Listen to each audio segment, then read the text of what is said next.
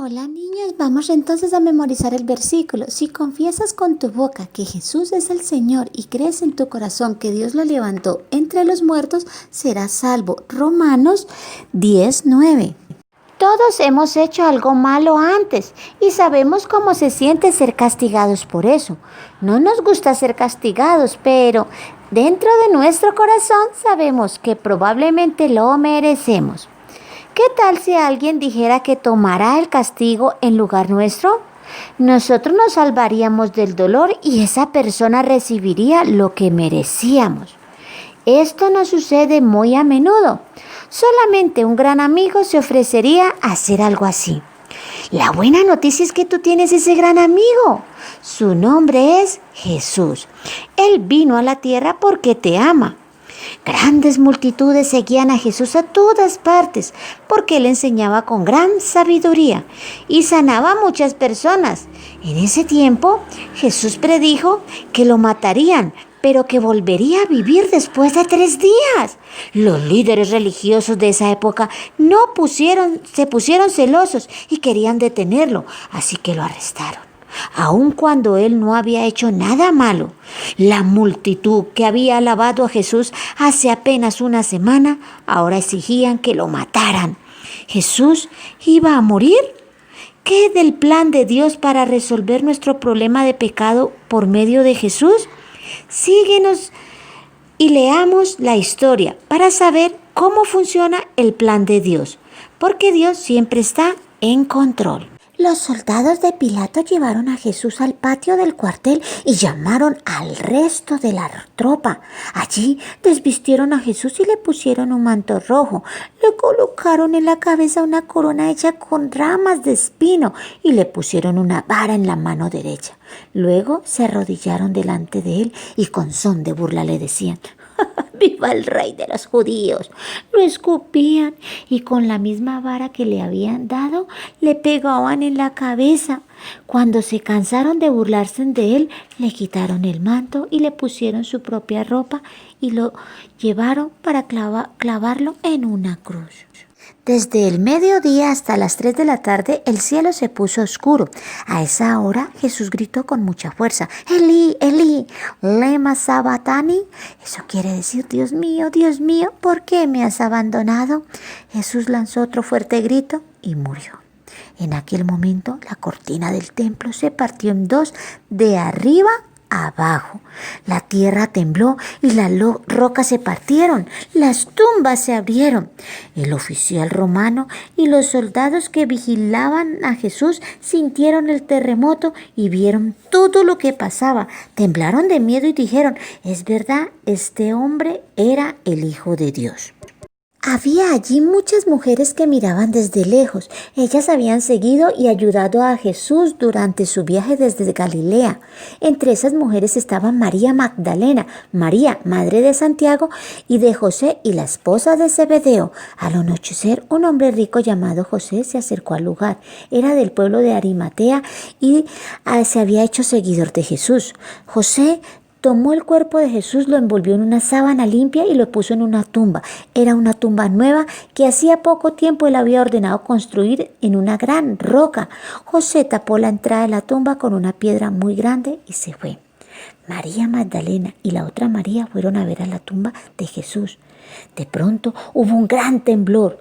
Un ángel de Dios bajó del cielo, movió la piedra que cerraba la tumba y se sentó sobre ella. El ángel le dijo a las mujeres: no se asusten, yo sé que están buscando a Jesús. El que murió en la cruz no está aquí, ha resucitado, tal y como lo había dicho. Vengan a ver el lugar donde habían puesto su cuerpo y ahora vayan de inmediato a contarles a los discípulos que él ya ha resucitado y que va a Galilea para llegar antes que ellos. Allí podrán verlo. Este es el mensaje que les doy. Las mujeres se asustaron mucho, pero también se alegraron y enseguida corrieron a darle la noticia a los discípulos. En esto, Jesús les salió al encuentro y las saludó. Ellas se acercaron a él, le abrazaron los pies y lo adoraron. Entonces Jesús les dijo: no tengan miedo, corran a avisarle a mis discípulos para que vayan a Galilea. Allí me verán. Nuestro gran problema es el pecado. El castigo del pecado es la muerte, o sea, estar separados de Dios y de todo lo bueno para siempre. La Biblia llama a esto infierno, pero Dios quiere que estemos con Él eternamente porque nos ama. Envió a Jesús para ser castigado en nuestro lugar. Fue el gran intercambio.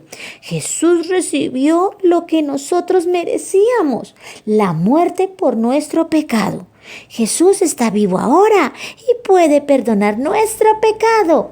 Podemos ser amigos de Dios para siempre si elegimos creer en Él y seguirle. Lo más asombroso de esta historia es que Dios nos dejó un ayudante, el Espíritu Santo. Cualquiera que siga a Jesús tiene al Espíritu de Dios dentro de sí. El Espíritu Santo nos ayuda a seguir a Jesús cada día y nos recuerda las cosas que Jesús nos ha enseñado. Juan 14:26. ¿Qué pasó cuando Jesús murió? ¿Cómo te sentiste cuando escuchaste la historia real de la muerte de Jesús?